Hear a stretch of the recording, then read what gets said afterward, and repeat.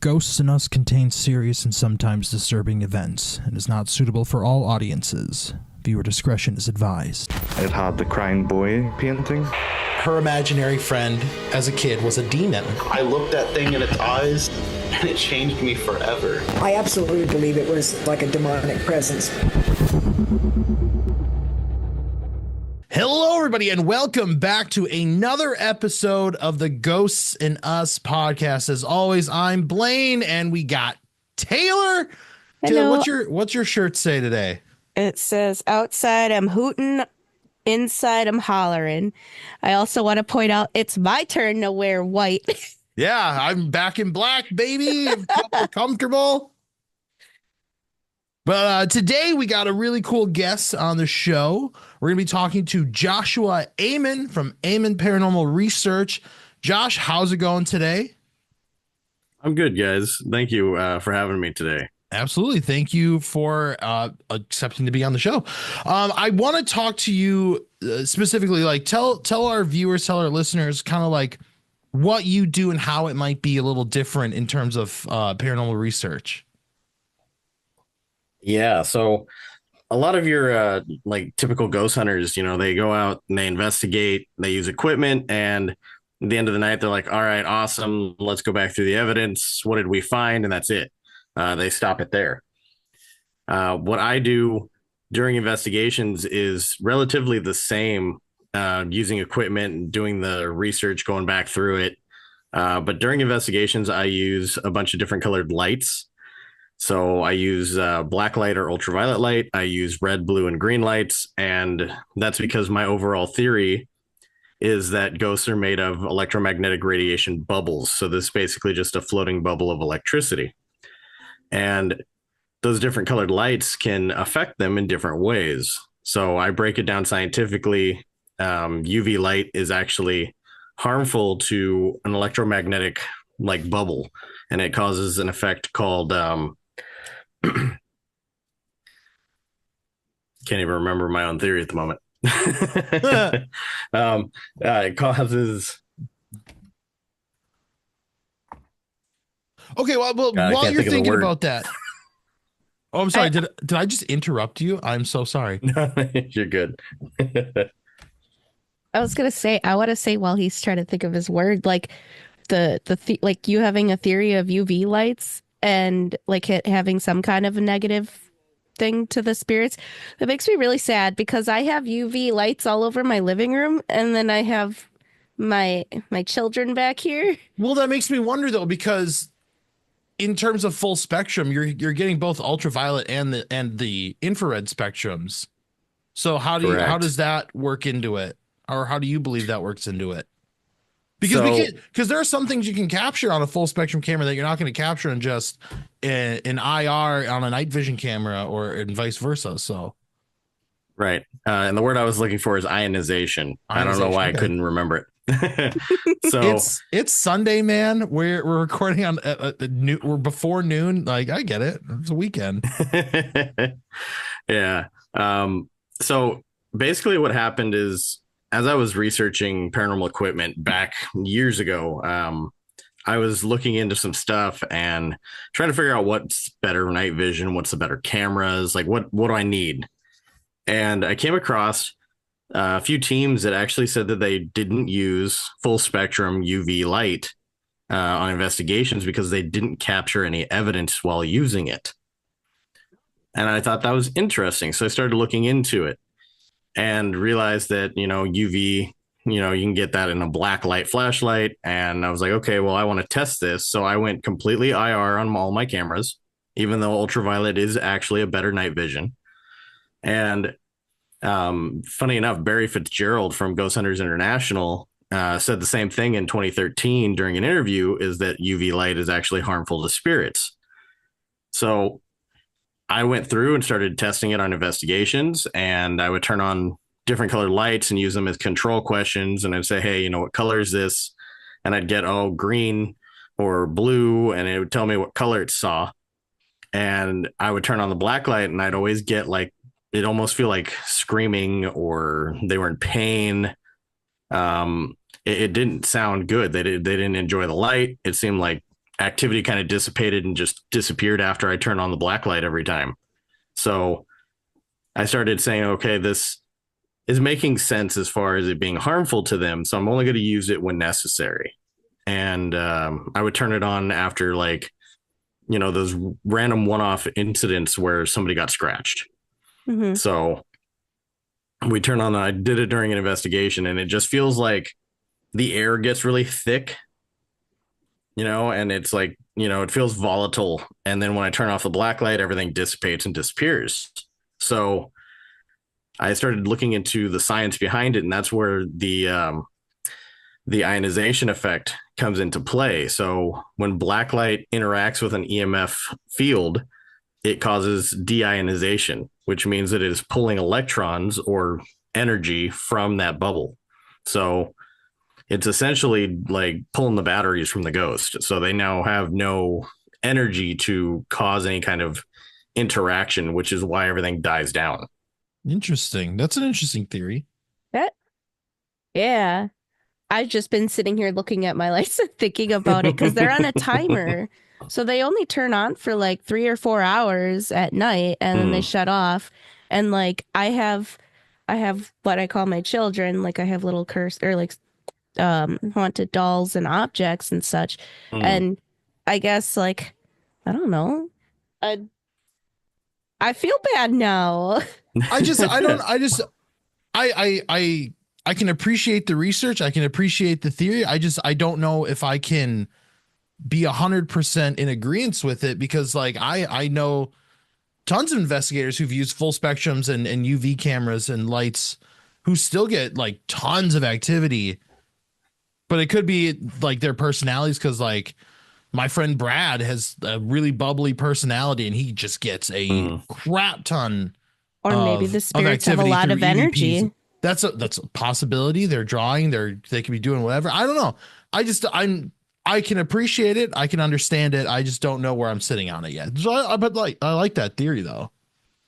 Yeah. And there's a lot of, different things to it. So like I'm slowly but surely just trying to tackle like every single scenario and try and find out if I can explain it with my theory or not.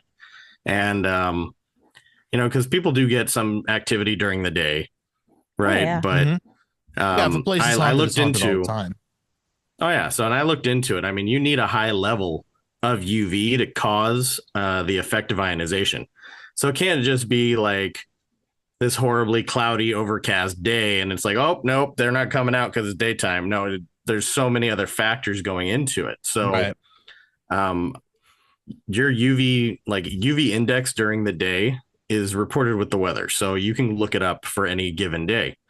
And the highest to date was during a volcano eruption. So we don't get anywhere near like those numbers unless something crazy happens. Right. Your normal hot day is like a 15, 16 on UV spectrum. When you use a black light, it registers a 20. Oh.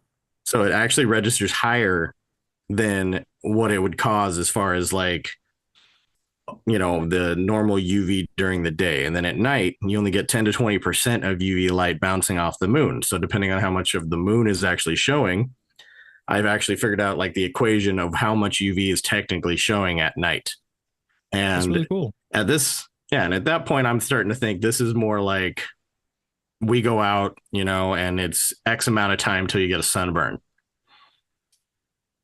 So I'm starting to think like the lower the UV is, it's not able to cause that effect of ionization, but it's probably uncomfortable. Right.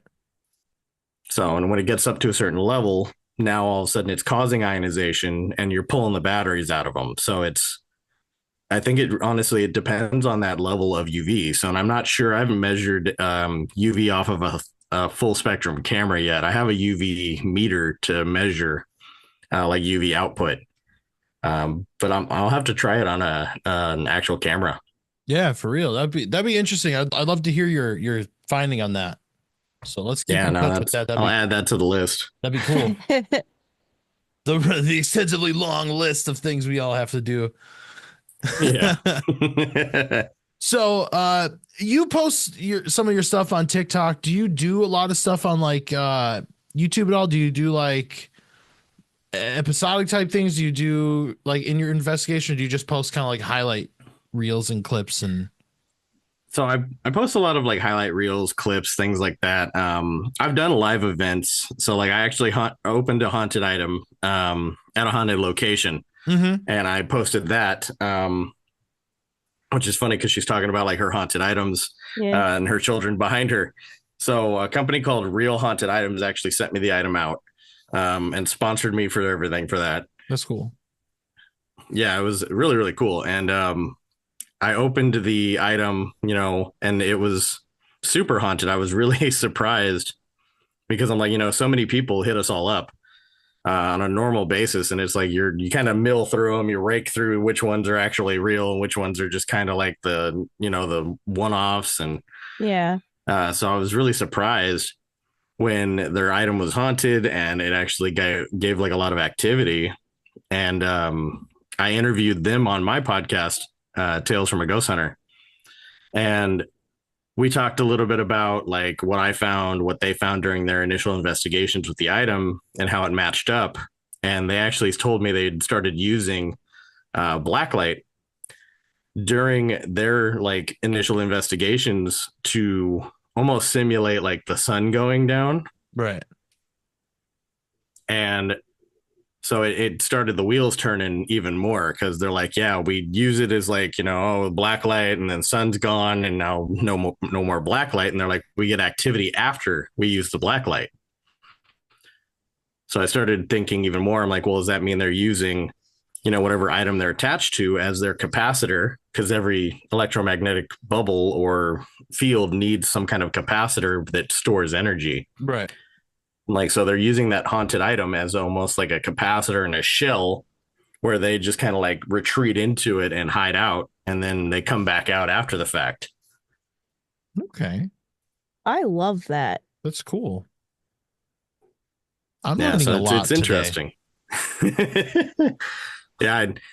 I also co-host Stories in the Cemetery, their podcast, and that's kind of like my role in the podcast is like all the science behind all of this stuff and how it breaks down.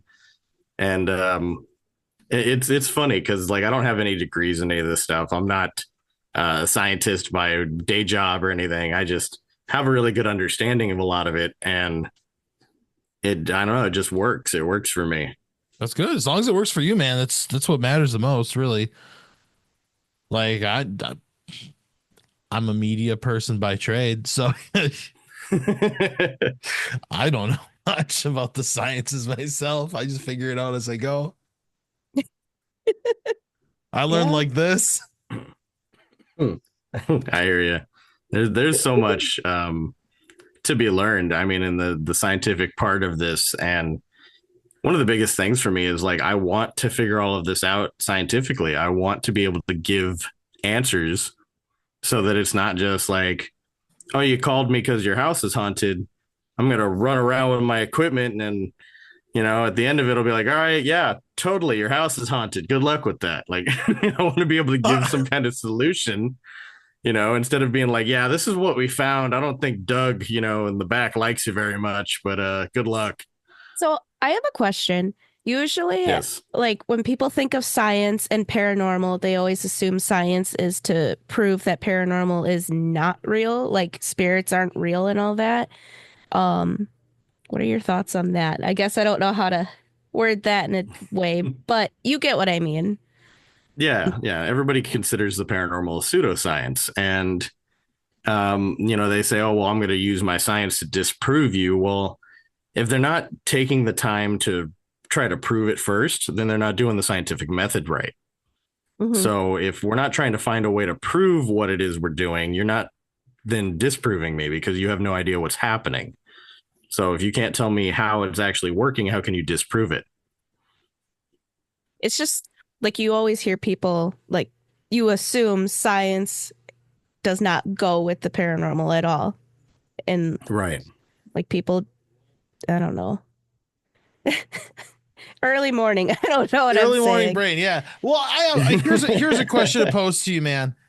What's one of the more insane theories that you are you've either worked on or are working on to try and incorporate into your paranormal research? Like, I don't know, something more of the, I don't know how else to explain it. Like an insane, more, I don't know, extravagant theory, I guess. I don't know. I mean, there's a lot of them. Nicholas McGurr, the guy I do Stories in the Cemetery podcast with, we met up on TikTok because of the fact that we have correlating theories, because he did a moon study and he does investigations for a living. So like he takes people ghost hunting on tours, and he was able to do all the data because of it. So he records temperature, number of people, moon phase, all this stuff, and found that, a full moon means less activity and a new moon means more activity. So I took his theory and correlated it to my theory, and they kind of prove each other. There's more UV obviously during a full moon than there is during a new moon. So it kind of works as like, they're more comfortable to run around and do whatever during a new moon. And a full moon means, it's kind of like, it's too sunny out, in their aspect of it. But I've also, like, I actually interviewed and talked to Barry Fitzgerald, and it's episode 8 on my podcast. But we talked about how he's taken the theory and run further forward with it. And he's actually starting to correlate it with the iron content in our body and how that interacts between the UV light and the spirit. So, I mean, there's so much more to look into. And I feel like it's a never ending cycle. One of the, I think, craziest things that I'm trying to figure out is to make that like Ghostbusters ghost trap. Like I really want to be able to be like, I got one, like it's in the box. And like we talked about it the other day on the podcast. He's like, well, what do you do after, like, okay, you got it in the box. Like what's next? I'm like, well, we release it into a Faraday cage that's being, charged with EMF and give it the energy to manifest, and then try to talk to it, and figure out what the hell is going on. I'm like, I'm not trying to make a zoo of ghosts, because that turns into a whole thing where there's going to be people outside with signs. It has, here we have the demon of, wherever. Yeah. We got, Sally. She decided that she wanted to come talk, and got the grandmother like, somewhere else. This is the limited edition grandmother. Only 4 of those exist. Yeah, I'm like, it turns into a complete thing where it's like, there's so many legal logistics that'll come into play, because they'll be like, oh, well, that's my ghost. You took it from my location. And, there'd be people outside with signs, Ghost Lives Matter, and turn into all sorts of things. Oh, gosh. I'm like, I don't need all of that, So, but it's like, I want to be able to put it into like a Faraday cage and have a conversation. Like, what happened to you? What's the other side like? Are you stuck here? Like, what's the overall, like, what's going on? So theorizing and trying to come up with how we would even create that ghost trap, unfortunately, is beyond our actual science, because it would be basically a reverse tractor beam, which we have not created, but is the only way to vacuum, in a sense, EMF particle. And it would be a reverse Faraday cage. So it would be Faraday all the way around the whatever is doing the vacuuming. Would need some kind of cap once we've somehow realized that we've sucked up EMF. So there'd have to be some kind of battery that would show some kind of a charge coming in. And let's just leave it to Ghostbusters, huh? Yeah. Let's leave it to Sony and the Ghostbusters movies. They can figure it out. Yeah, so it turns into so much more, science behind it to try to figure out how that would work. And I honestly, that's probably one of the more extreme like theories I'm trying to figure out, or at least work with at the moment, that people, it's got most of that like raised eyebrow look from, Yeah, no. I was gonna say, could I ask what got you like into all of this?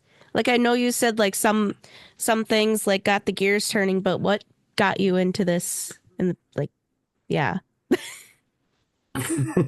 So when I was little, I was actually a pretty bad insomniac. I didn't sleep much. And at night, there was X amount of options in the 90s, of what you could watch on TV in the middle of the night. And it was like ghost hunting shows and like the Girls Gone Wild infomercials. So like that was all that was on TV at night. So I would be up at 2, 3 o'clock in the morning watching, I think it was England's Most Haunted. Yeah. Ghost Because Gone that was Wild, the baby. original. Yeah, like England's Most Haunted, I think was like the original like ghost show because England's way ahead of us in the paranormal field. Like they're the first ones to really say, okay, yes, this is real. They have, you can get a degree in parapsychology over there. You can do all these things we can't do here because they actually are working on it. Like they have the Psychical Research Center. So it's more acceptable, but They got that's some like the cooler one show we had. spots. Yeah, they're older as far as like as a country. So they have older activity, older ghosts. So I started watching that at night and I was just fascinated by it. And then to top it off, my mom was the same way. She didn't sleep. So one night she opens my door and she's like, "Are you okay?" I'm like, "Yeah." I'm like, "Are you okay?" And, like, "What do you want?" And she's like, "You've gone to the bathroom like 1,000 times tonight. Like it's a lot. Like I hear you going back and forth. Like, are you okay?" I'm like, "No." I'm like, "You went back and forth. I haven't left the room." And we sat there and looked at each other for a minute. Slowly came to the realization something else was walking back and forth all night, and it wasn't one of us. Oh my. So, yeah. So I was living in a haunted house, and we didn't know it. Apparently, just like walking the hallway. But yeah, it just kind of sparked it more. So, and then I loved ghost hunting shows. I stuck to them. I watched all of them religiously. Ghost Hunters came on, and I was like, "Oh my god, I love this!" So I like was sitting there taking mental notes every episode. And an ex told me, she's like, "Well, why don't you just go do it?" And I was like, "I never thought hold about my it." beer. Yeah, pretty much. Yeah, I was like, "Shit, you know what? Let me try it." So I went and did the investigation on the Queen Mary. Nice. And yeah, it's like the guided tour, and there's big groups of people, whatever. And I saw my first apparition, and I wasn't alone. There was a group of like 10 people standing there, and we all saw this guy walk across a catwalk down in the engine room, and we're like, "Who the f is that? And how did he get over there?" And so we went back because it's you like walk in and there's like the catwalk ends. So we're like, well, we can't get to where he is from where we are. But there was another catwalk that went along the wall on the outside. So we went back through the door, went back up, and realized that about 12 feet of that catwalk was also missing to get to where he was. Oh, wow. So we're like, yeah. So we're like, okay. And it's like a dead drop down into like one of the cavities they have there where that catwalk ends. So it's like, you can't go up that way. So we're like, okay, let's go back and ask the lead investigator. So we went back and we asked him, we're like, "Hey, do you know this guy? Is there somebody else on the ship? Is he part of our group?" So we described what he was wearing, which didn't make any sense because it was like a red plaid like shirt and jeans, and like it wasn't like sailor's outfit or engineer's outfit or something you would have thought would be on the ship. And so he got everybody together, and we kind of all came to the realization, like, we saw somebody that doesn't exist. Like, there's nobody That's here crazy. fitting the description. Yeah. And that was like right after we'd had, because he'd given us like the thermometer, like the laser thermometers that you're not actually supposed to be using in the paranormal because they're not meant for that. But we were like, somebody was pointing at it like a pipe. And it was like, 70 degrees. And all of a sudden it was 140 degrees. And we're like, that doesn't make any sense. Like nothing is on. Like none of this stuff works. Like that's the actual temperature of what it would have been in that room if it was actually running. And then after that, we see this guy walking. So we're like, it just all correlated perfectly. That's cool. Yeah, and that like supercharged me to like, okay, I was like, I'm gonna buy equipment, I'm going ghost hunting, like I'm gonna do this now. And then I found a friend that was like the same way, super into it. So like we started a group. Um, in my first investigation, I always talk about, like everybody has that starting point that's like the comical story. And I had like taped flashlights, like little miniature flashlights to a camera because I couldn't afford an IR camera at the time, and walking around with all these flashlights on, pointing out, and I'm like, it looks like looks like one of those found footage films. And Pretty much your start is just like Blaine's and my like start. Yeah. Oh, that is Like to a T. doing a tour at an asylum. Felt like, okay, we've got to do this. Went and did our first investigation. That is and to a T how we did it. Yeah. That's funny. Yeah, it's funny how we all get into it, at some point. And like I said, I started doing research, what equipment's the best? What do I want to buy? What do I need? I'm looking at all the stuff the guys on TV are using. And of course, at the time, an EMF K2 meter was like $60. Now they're like $10 on Amazon. Yeah, Mhm. well, those are the not good ones.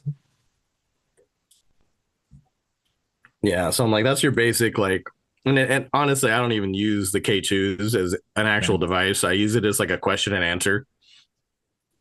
It's more of like a talking device in a way. Like, Yeah, okay, make this go off if you're here. I can understand that. The measurement is, yeah. Yeah, I don't think I know anybody who uses a K2 as a EMF. Nah, It's always nobody. It could. It's like light this up if you can like understand me kind of Yeah. deal. Exactly. Nobody. It's almost like we don't remember why it's an actual device anymore, because it's just like, oh yeah, they can make this go off to tell me they're here. Like, we don't remember it actually reads milligauss and that it actually is a device that should be working properly. But its spectrum is so low, it just makes no sense to use it for anything else. No, we have all the other cool toys and gadgets, and that reads that reads so much cool stuff. We got devices that talk to you back, and you got devices that light up and make noises when they light up. Yeah, which is hilarious because like we talk about it a lot on the podcast, and I always bring it up to kind of just piss off Nick. But every device we use in the paranormal field has something to do with the electromagnetic spectrum. So the EM spectrum goes from like microwave all the way to gamma wave. So any kind of gamma detectors are on the EMF spectrum. Anything electrical is on the EMF spectrum. Anything IR and infrared is also on the EMF spectrum. Visible light is on the EM spectrum. So it's like everything we use in the paranormal field, except for like audio recorders and anything that's like a geophone, is pretty much all on the same spectrum. So it's like we realized, oh, we can use, electricity to talk to these things. And then we just kind of stayed there, and we've continued to stay there.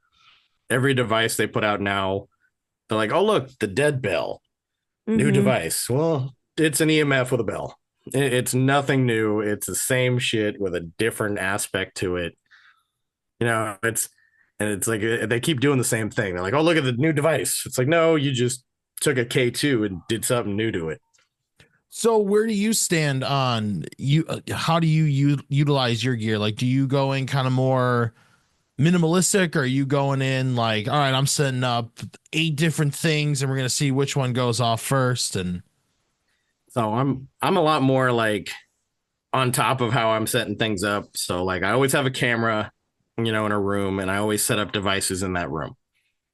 And we're currently working on trying to figure out how to make something that's kind of more on the magnetic side of things, to get away from the whole EMF aspect. But it's costly to create equipment. But I try to run like the devices I know would make the most sense, like a thermal camera. Thermal is the closest we get to actually viewing electromagnetic spectrums, because thermal is again in the electromagnetic spectrum because thermodynamics falls right into EM. So like I always run a thermal because I have the best chance of actually getting a visual with a thermal camera compared to an IR camera. I really like the SLS cams because of what they do. I run mine with a very low sensitivity, so it's almost impossible to make it or to set it off. Or it has to be like an actual person standing in front of you to get it to set off properly. Yeah, I always have like weird feelings about the SLS just because it like can register a door and then you'll get like a figure, or it'll register like the arm of a chair and you'll get a figure. Yeah. Yeah, and the part I try to tell people is like when it is registering, you're not looking for every little thing it's doing. You're looking for that 3 points. So if it's registering your eyes and a nose, then it's registering depth because your nose sticks out farther than your eye. So it's now registering depth perception, and that gives you an actual face. So if it has a normal face and like it stays put for a few seconds, like you might actually be tracking something.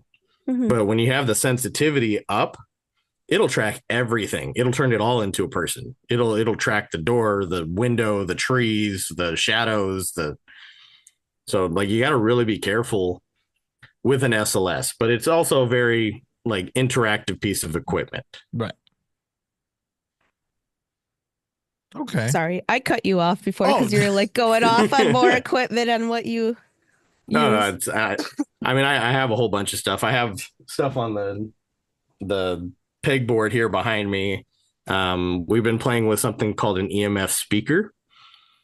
So that's on actually from Ghost Stop. And it's supposed to take EMF and turn it into something you can hear. So then you can hear what each thing sounds like. And my friend Nick had actually started using it and got something that almost sounded like a word. And we're like, okay, this might be something we can actually do. It could be something that's actually going to help us push the field farther. So it might not just be a dinky little thing that is now here for us to play with.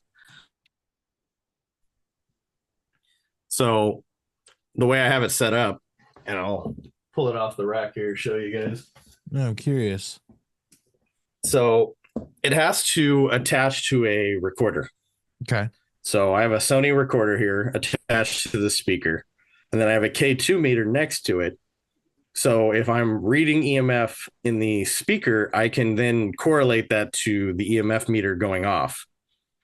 Okay. So if the K2 is reading something, I can then say, okay, I'm not only hearing something, but I'm seeing that there's something there, so I can correlate it between devices. And the K2 hasn't gone off when you're like operating recorders or stuff around it and you're not getting like a false positive or things like that? Correct. Because everything is, so your normal devices are all sealed.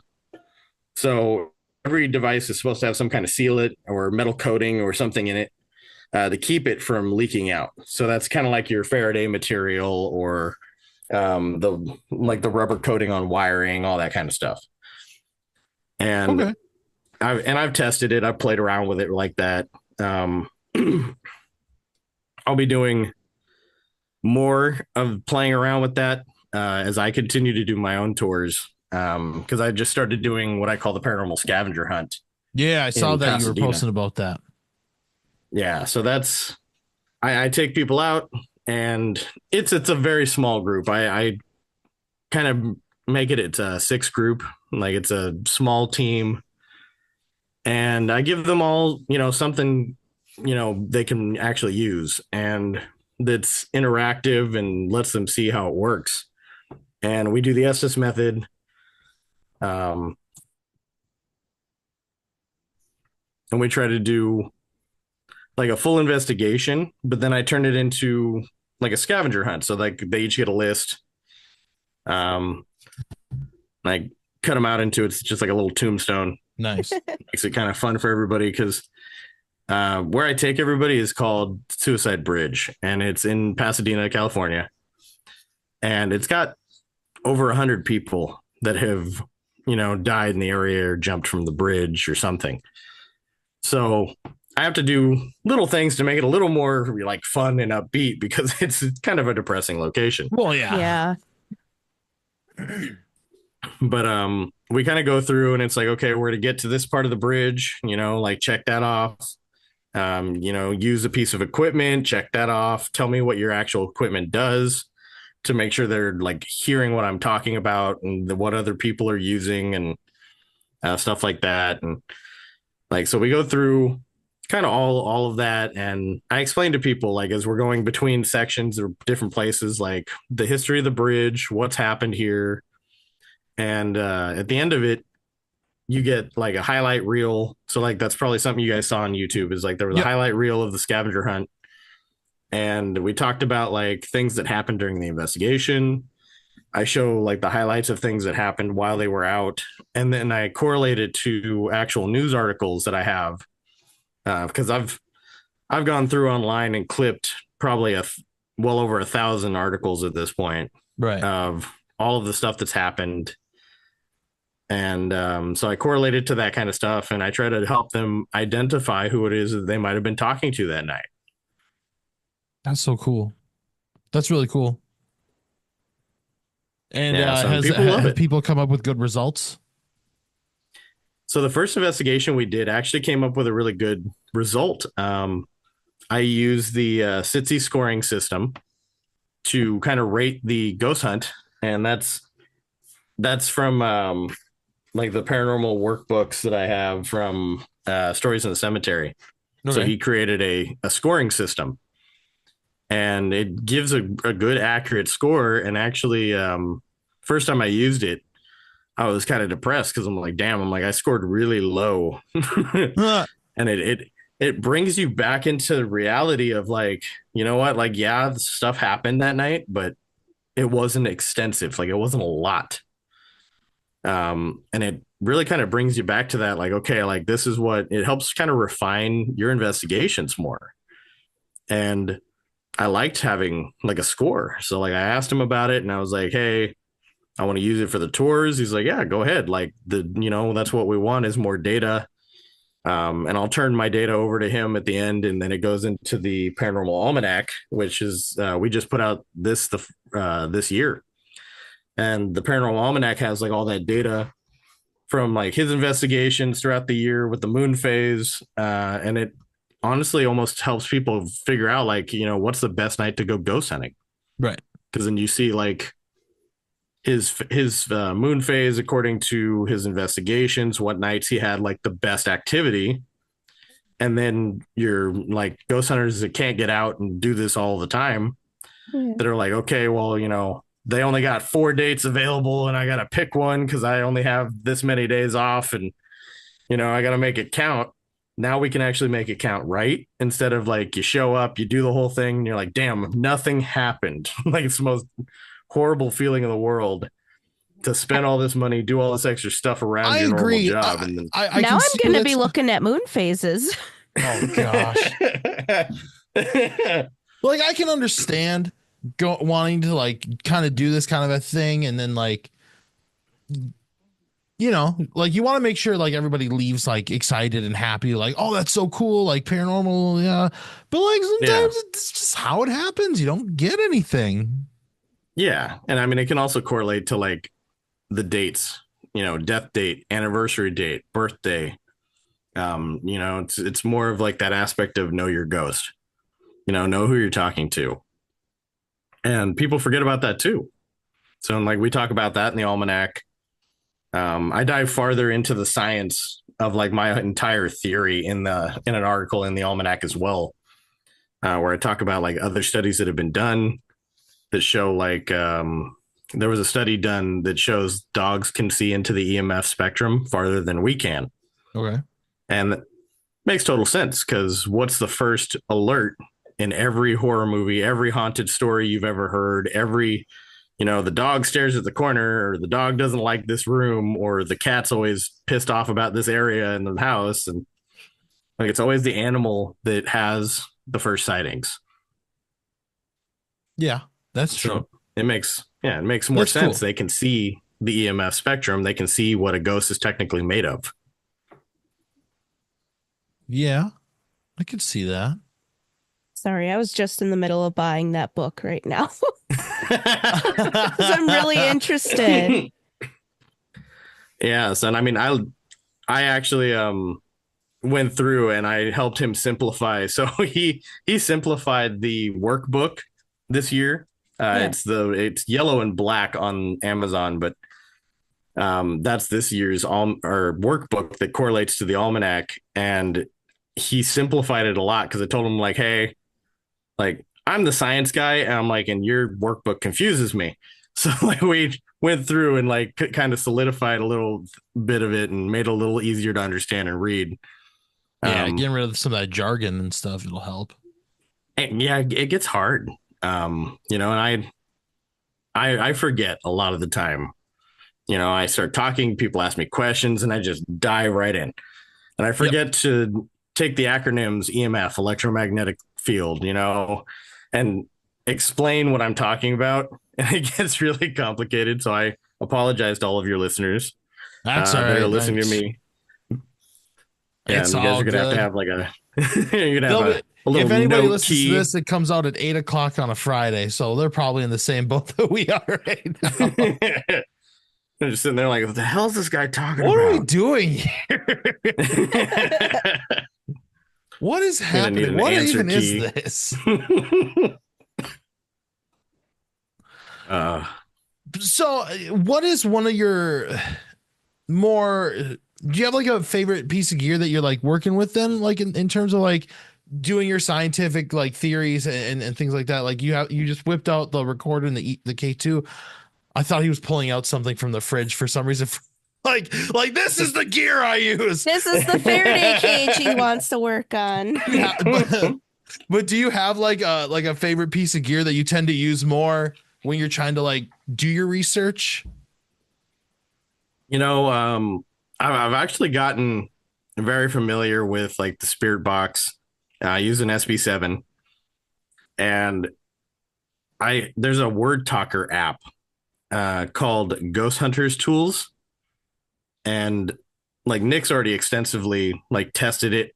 It's got the largest word bank out of any talker device, even on Ovilus.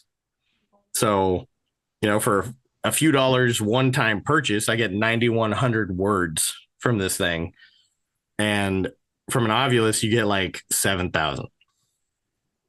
So I'm like, there's hundreds of thousands of words in the English language. So it's like you start thinking about like, what words are they including? You know, they're including all these scary words, you know, the blood, death, you know, demon, you know, those are the words you get out of most of these devices. Yeah. So, you know, to have a larger word bank is nice. And I've gotten very involved with using both of those devices because I get a lot more answers. We were able to get names on the scavenger hunts, and we were able to get like words that correlated directly to what we were asking. One of the clips that you probably saw is there's a section where we're like, you know, what's your name? And it across, you know, because we're running at, I think like 150 to 200 channels. Sweep rate. Yeah, the sweep rate is really high. So you're running through where it's like you get a syllable, maybe, you know, maybe 2 syllables per channel. And the guy's sitting there listening to the Spirit Box. He's like, my name is, and forget what it is that the guy actually said his name was. I've been looking for him for weeks. I've been going through, I've delved through like 10,000 articles trying to find this guy. Oh, wow. Yeah, I've probably named almost everybody that has died at the bridge at this point. And I'm actually going to work on writing a book about it because there's no like real like start to finish like events out there. There's no news articles. There's no, you know, list of everybody. Like the news articles would list people as like this number or like 97th person, 85th person. But I was gonna say, like, what you plan on doing is like, it's like giving them, I don't know, like a memorial in a way. Like that's really sweet.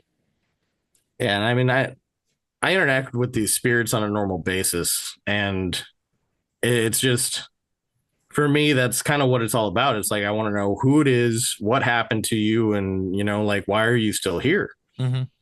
And my running theory with that is that they're stuck at a location because they're stuck to a capacitor.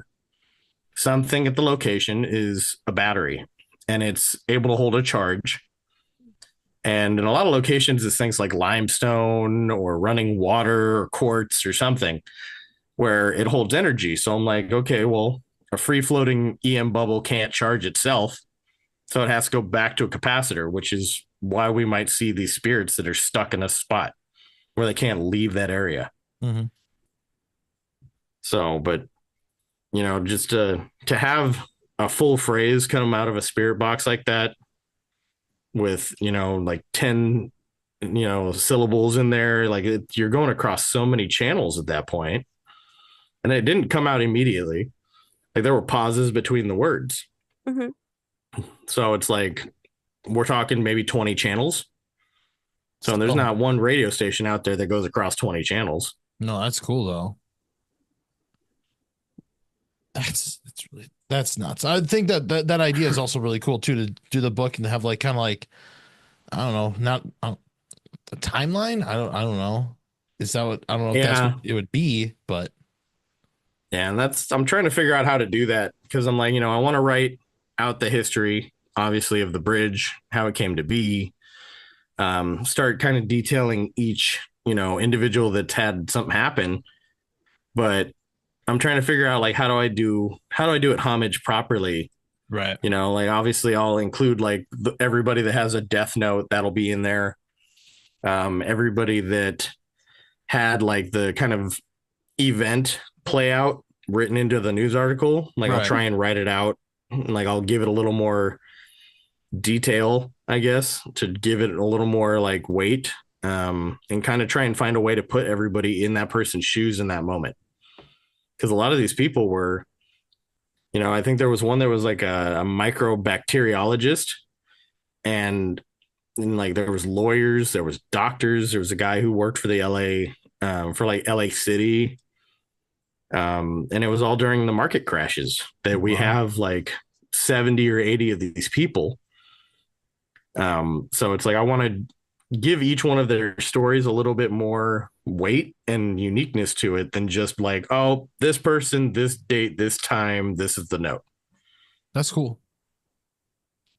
One final question from me, before we start to, you know, I don't know, wrap this up, I guess, is have you ever had a guest on one of your scavenger hunts come in and be like, all right, let's see what happens, and then when they leave, they're like, no, this is utter bullshit. This is all fake. You know, I haven't had a whole lot of like hardcore skeptics. I've had people that try to be a little more skeptical and they usually leave a lot more of a believer. I say 90% of people that come in and, oh, I don't believe any of this shit, they end up telling me a story by the end of the night. Oh, well, this one time, you know, because most of the world believes in ghosts. It's just they do. Like everybody's got some kind of spiritualistic event or something that's happened to them or a belief system that helps them get used to it. But it's been looked at in a way that people are like, oh, I don't want to talk about, you know, ghosts or anything in my house because they're going to throw me in the asylum. And, you know, like we've made it, you know, such a thing. And so it's like this generation now has made it more acceptable and people are still getting used to that. You know, and I know like Nick gets people like that every once in a while, but they don't usually cause much of a problem. That's good. I'd say more of the issue is when you get the psychic. Oh, yeah. Yeah. Like that's more of my big issue is like, oh, they're here. Well, duh, that's why we're here. Like, you didn't just walk into my house as the first time you've ever met me and like, oh, your house is haunted. It's like, no, you're showing up to a haunted location to go on a tour where I take you and use equipment and we go ghost hunting. Like, duh, they're here.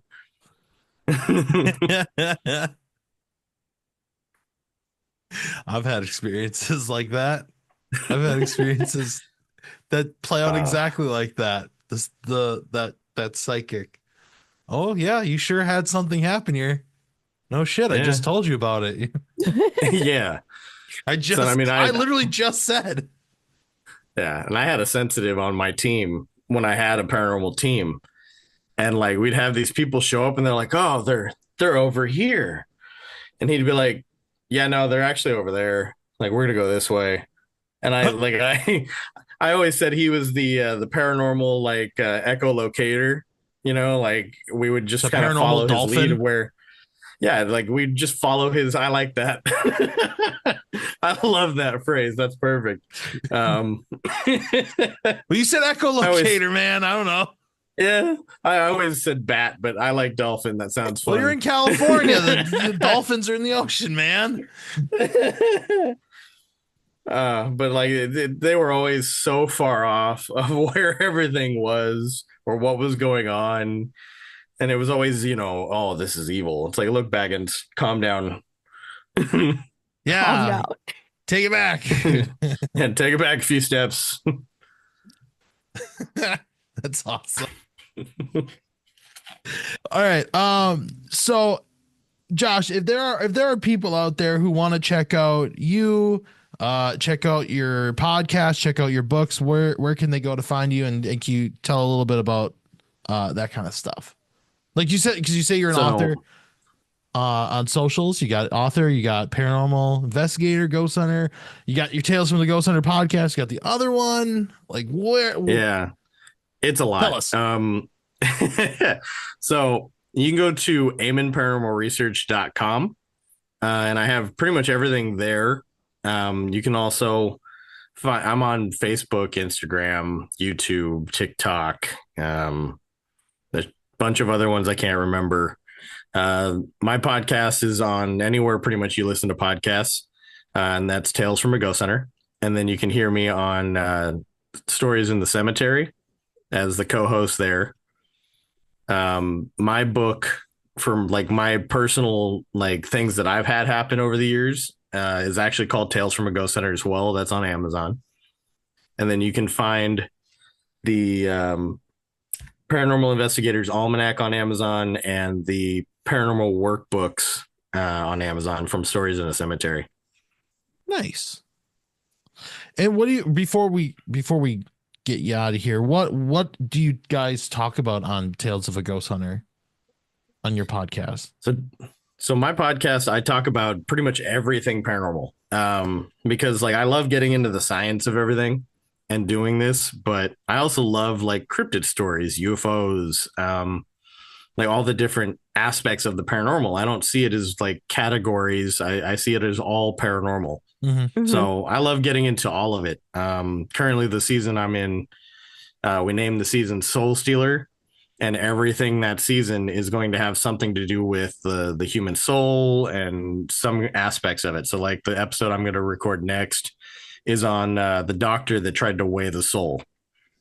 Okay.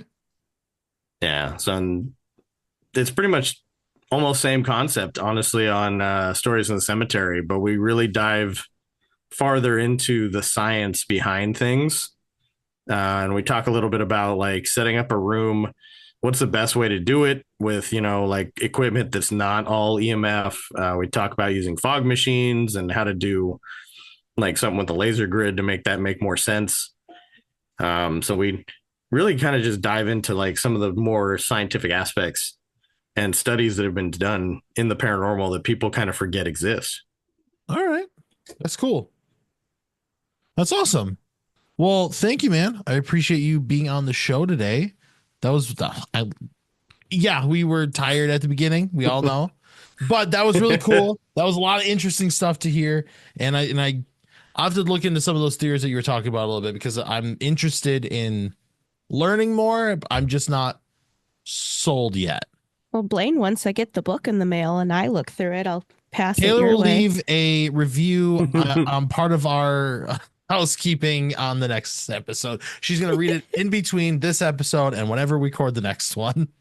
That means you're in charge of doing the topic for the next one. That's fine. Or the next one is just a review of the book. It's a review of the book. So this book is right. It's funny because we just did the same thing in an episode that we did on Stories in the Cemetery, but we pre-record way ahead. Yeah. So like we're pre-recorded all the way until like I think October. Holy shit. I thought I thought we were ahead, Taylor, with like 2 to 3 months. Holy crap. Yeah, and we ran out and had to try to catch up a little bit here. Yeah, Nick and I are a little crazy. Like we have like Google Docs we share back and forth. So like we put all our ideas into them, and then it's all listed out and labeled which episode, when they're releasing. And then I pull interviews for bonus episodes. So like we've got like a whole thing set up. I also got a baby due in June, so we're trying to make sure we're ahead so that I don't have to record in the middle of all that. Congrats, hey, by that the sounds way. familiar. Yeah, Thank I you. just had my baby back in November. Oh, congrats. So, like, we were ahead, and then I had my baby. And then, I don't know. Then we started shooting for our show, and then now we're trying to stay catch back up ahead. again. Now we're trying to get back up again. I hear you, man. I hear you. I do. There's so much going on. There's so many projects, and I feel like every time I finish something, I come up with another idea that just makes my life harder. But it's worth it. You have so much fun. That's the name of the game. Very true. Well, again, thank you so much, Josh. I appreciate you being on the show. And if you want to follow him, all the links will be in the description down below on the YouTube version and in our show notes on whatever podcast catcher of choice you listen to. And if you want to follow us, could at Ghosting Us everywhere: Facebook, Instagram, TikTok, X, maybe. We'll see how far that goes. But yeah, we're like everywhere at Ghosting Us. And again, you can hit the subscribe button, and that'd be cool because then you can stay up to date, because Taylor's gonna be releasing her Old Baraboo in Taylor vlog episode relatively soon. And you'll see some behind the scenes footage from when we shot our episode for Dark Realm TV coming out. Actually, it'll be out by not our Old Baraboo, but our season. I was gonna say, by the time this episode comes out, my vlog should be out already.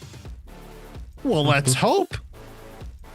I have it ready for you. I'm gonna put it on the drive right now. All right, it'll be out by the time this episode is up. Look at it, watch it, tell Taylor that she's doing a good job. And if you have a ghost story that you want to send to us or want to be on the podcast, you can email us at ghostinus@gmail.com. If you want to stay anonymous, that's okay with us. Correct. We like to butcher names, so maybe you want to be anonymous. I didn't butcher Josh's today, although I've seen some people on TikTok do it. So, Joshua, how can you have your paranormal group be called Amen Paranormal when you don't even do the religious beliefs? Well, actually, Eamon is my last name, so let's. Yeah.